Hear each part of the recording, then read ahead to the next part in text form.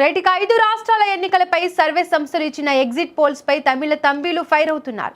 ముఖ్యంగా Thalapathy Vijay fans, TVK party కార్యకర్తలు exit polls ను కొట్టిపారేస్తున్నారు.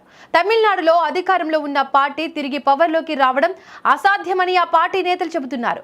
ఎంజీఆర్, జయలలిత వంటి సినీ గ్లామర్ ఉన్న సీఎంలకే సాధ్యమైందని అంటున్నారు. మరి అలాంటప్పుడు డీఎంకేకి ఎగ్జిట్ పోల్స్ అనుకూలంగా తీర్పు ఇవ్వడం ఏంటని ప్రశ్నిస్తున్నారు. మహిళలు, యువత టీవీకేకి పెద్ద ఎత్తున ఓట్లు వేశారని, అందుకే పోలింగ్ పర్సెంటేజ్ అనూహ్యంగా పెరిగిందని అంటున్నారు. తమిళనాడులో కింగ్ లేదా కింగ్ మేకర్ కావడం తథ్యమని చెబుతున్నారు. మరోవైపు విజయ్ సాధించే సీట్లపై పెద్ద ఎత్తున బెట్టింగ్ జరుగుతోందట. దీంతో విజయ్ కు వచ్చే సీట్లు కీలకంగా కానున్న నేపథ్యంలో అన్నా డీఎంకే విజయ్ కు టచ్ లో ఉన్నట్లు ప్రచారం జరుగుతోంది. దీని గురించి మరింత సమాచారం అందించేందుకు మా బ్యూరో చీఫ్ విజయ్ అందుబాటులో ఉన్నారు. వారితో మాట్లాడదాం. విజయ్, చెప్పండి, తమిళనాడులో ఎగ్జిట్ పోల్స్ ఏ విధంగా ఉన్నాయి? హంగ్ వచ్చే అవకాశం ఉందా? ఒకవేళ హంగ్ వస్తే ఏ పార్టీకి నష్టం?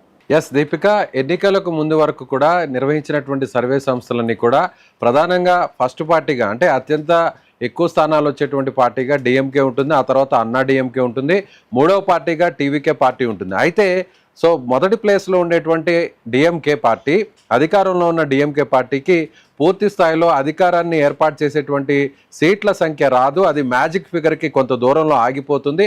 అదేవిధంగా అన్నా డిఎంకే కూడా ఆ స్థాయిలో సీట్లు రాకపోయినా కూడా కొంత దూరంలో ఆగిపోయేటువంటి పరిస్థితుంది. అలాంటప్పుడు విజయ్ సాధించేటువంటి 20 లేదా 25 సీట్లు కానీ ఒకవేళ విజయ్ కానీ సాధిస్తే ఖచ్చితంగా విజయ్ కింగ్ మేకర్ అవుతారు.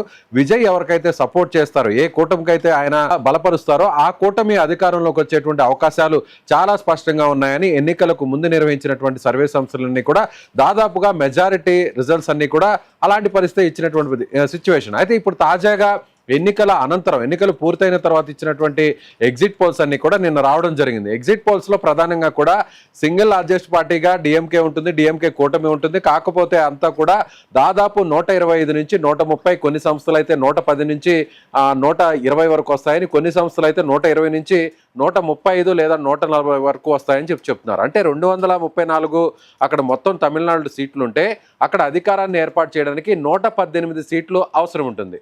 అది ఈజీగా కూడా డిఎంకేకి వచ్చేస్తాయనేటువంటి ఎగ్జిట్ పోల్స్ అన్నీ కూడా నిన్న ఇచ్చినటువంటి అన్ని సర్వే సంస్థలు దాదాపుగా అలాగే ఇచ్చాయి. ఒక్క యాక్సిస్ మై ఇండియా సంస్థ మాత్రమే టీవీకే పార్టీకి ప్రధానంగా 92 నుంచి 110 సీట్లు వస్తాయి. అదేవిధంగా డిఎంకే పార్టీకి 102 నుంచి దాదాపు 110 వరకు సీట్లు వస్తాయి. అన్నా డిఎంకే పార్టీకి 20 లేదా 30 మధ్య సీట్లు వస్తాయి. విజయ్ పార్టీ అక్కడ అధికారాన్ని ఏర్పాటు చేయడానికి ప్రధానంగా అవకాశాలు ఉన్నాయనేది యాక్సిస్ మై ఇండియా మాత్రమే, ఆ ఒక్క సర్వే సంస్థ మాత్రమే ఎగ్జిట్ పోల్స్ ఫలితాలు ఇచ్చింది. అయితే ఇప్పుడు అన్నా డిఎంకే సెకండ్ ప్లేస్లో ఉంటుందని చాలా సర్వే సంస్థలు ఇచ్చాయి. అయితే అన్నా డిఎంకే వచ్చేటువంటి సీట్లను చూస్తే 67 లేదా 80 మధ్య, అంటే 65 నుంచి 80 మధ్య వస్తాయి. ఇక విజయ్ పార్టీకి వచ్చేసరికి 15 నుంచి 20 సీట్లు, కొన్ని అయితే 20 సీట్ల వరకు కూడా చేరుకుంటాయని చెప్పి, కొన్ని అయితే 10 మాత్రమే వస్తాయని చెప్తున్నారు. సరాసరిగా చూస్తే 18 నుంచి 20 సీట్ల వరకు కూడా విజయ్ గెలుచుకునేటువంటి అవకాశాలు ఉన్నాయి. అలాగే డిఎంకే పార్టీకి 118 కంటే కూడా ఒక 5-6 సీట్లు కూడా ఎక్కువ వచ్చేటువంటి అవకాశాలు ఉన్నాయని చెప్తున్నారు. అయితే ఇప్పుడు ప్రధానంగా ఈ ఎగ్జిట్ పోల్స్ని అక్కడ ఉన్నటువంటి తమిళనాడులో ఉన్నటువంటి ఓటర్లు కావచ్చు, ప్రధానంగా అక్కడున్న రాజకీయ పక్షాలని కూడా డిఎంకేకి మినహాయిస్తే మిగిలినటువంటి అన్ని పార్టీలు కూడా కొట్టిపారేస్తున్నాయి. ఎందుకంటే వాళ్ళు ఒకే రీజన్ చెప్తున్నారు. తమిళనాడు రాజకీయ చరిత్రలో ఒకసారి మనం చూసినట్లయితే, ఇప్పటివరకు జరిగినటువంటి అన్ని ఎన్నికల్ని పరిశీలించినట్లయితే, ఆల్రెడీ అధికారంలో ఉన్నటువంటి ఒక పార్టీ తిరిగి రెండవసారి అధికారంలోకి రావడం అనేది కొందరు నేతలకు మాత్రమే సాధ్యపడింది. అది ఎంజీఆర్ లాంటి నాయకుడు, ఆయన 1978 తర్వాత పార్టీ పెట్టిన తర్వాత ఆ తర్వాత తిరిగి జరిగినటువంటి ఎన్నికల్లో ఆయన రెండవసారి అధికారాన్ని చేపట్టారు. అదేవిధంగా మళ్ళీ రీసెంట్గా, అంటే సరిగ్గా 10 ఏళ్ల కిందట 2016 టైంలో, ఆ టైంలో జయలలిత రెండవసారి ఆమె అధికారాన్ని చేపట్టారు. అది కూడా కేవలం 1.5% మార్జిన్తోనే, అంటే చాలా అతి తక్కువ మార్జిన్తోనే జయలలిత ఆమె గట్టెక్కారు. అలాంటి పరిస్థితుల్లో ఆ ఇద్దరు నాయకులకే సాధ్యమైంది. ఆ ఇద్దరు కూడా సినిమా రంగానికి సంబంధించినటువంటి వ్యక్తులు, ఒక స్టార్ ఇమేజ్ ఉన్నటువంటి వ్యక్తులు కాబట్టి అది ఎంజీఆర్, జయలలితకు మాత్రమే సాధ్యమైంది. మరి అలాంటప్పుడు డిఎంకేకు ఇప్పటి వరకు కూడా రెండోసారి, అంటే కరుణానిధికి వన్ సైడ్గా ఒకప్పుడు గాలి వీచి వన్ సైడ్గా అక్కడ మెజారిటీ సీట్లు వచ్చినప్పుడు కూడా కరుణానిధి రెండోసారి మళ్ళీ తిరిగి అధికారాన్ని ఆయన స్థాపించలేకపోయారు. అలాంటి కరుణానిధికే సాధ్యపడినటువంటి ఇలాంటి పరిస్థితి ఇప్పుడు స్టాలిన్ వల్ల అవుతుందా అనేది కూడా అక్కడ ఉన్నటువంటి రాజకీయ పక్షాలన్నీ కూడా చెప్తున్నాయి. మరోవైపు 3 పార్టీలు ఉన్నటువంటి నేపథ్యంలో ఇప్పుడు ప్రత్యేకంగా టీవీకే లాంటి పార్టీ రావడం, విజయ్ లాంటి నాయకుడు వచ్చిన తర్వాత యువత ఓట్లు, మహిళల ఓట్లన్నీ కూడా పెద్ద ఎత్తున విజయ్కి పడ్డాయి. అదేవిధంగా విజయ్కి వచ్చినటువంటి ఓట్లన్నీ కూడా చూస్తే 2 పార్టీలకు కూడా అవి దెబ్బ కొట్టేటువంటి పరిస్థితి ఉంటుంది. ప్రధానంగా విజయ్కు ఉన్నటువంటి సామాజిక వర్గం చూసినట్లయితే అది డిఎంకేకే ఎక్కువగా దానివల్ల మైనస్ జరుగుతుంది.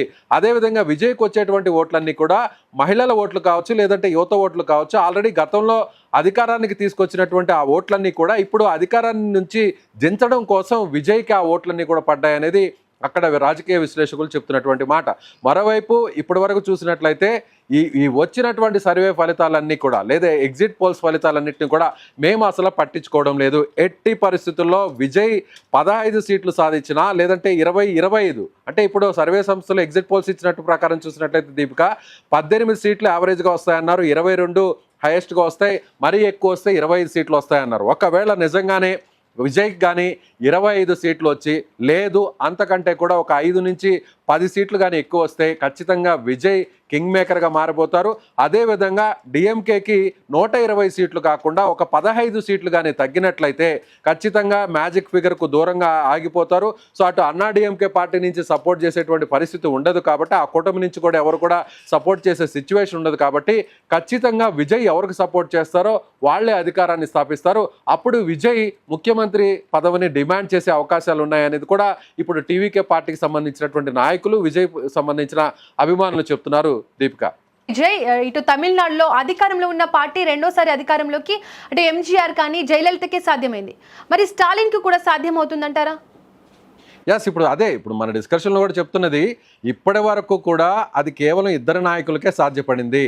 అది ఒకటి ఎంజీఆర్ అంటే మొత్తం తమిళనాడు రంగానికి సంబంధించి కొన్ని దశాబ్దాలు సినీ రంగాన్ని ఒంటి చేత్తో వెళ్ళినటువంటి నాయకుడు ఎంజీఆర్. అప్పటికే ఆయన ఒక స్టార్ హీరోగా ఉన్నారు. ఆ తర్వాత ఆయన కరుణానిధితో విభేదించి డిఎంకేని విభేదించి అన్నా డిఎంకేని ఏర్పాటు చేశారు. అప్పుడు ఆయన బంపర్ మెజార్టీతో తిరిగి ఆయన అధికారాన్ని స్థాపించారు. ఆ తర్వాత తిరిగి జరిగినటువంటి ఎన్నికల్లో కూడా మళ్ళీ ఆయన 2వ అధికారంలోకి వచ్చారు. అయితే ఇప్పుడు జయలలిత కూడా గత 10 సంవత్సరాల కిందట జరిగినటువంటి ఎన్నికల్లో అంటే బొటాబొటిన వచ్చినటువంటి మెజారిటీ, అతి తక్కువ మెజారిటీ, కేవలం 1.7 మెజారిటీ. అది కూడా సీట్ల సంఖ్య తేడా చూస్తే ఒక 25 సీట్లు మాత్రమే తేడా ఉంది డిఎంకేకు, అన్నా డిఎంకేకు. అలాంటి టైంలోనే జయలలితకే సాధ్యపడినటువంటి ఆ పరిస్థితి ఇప్పుడు స్టాలిన్కి ఎలా సాధ్యపడుతుంది?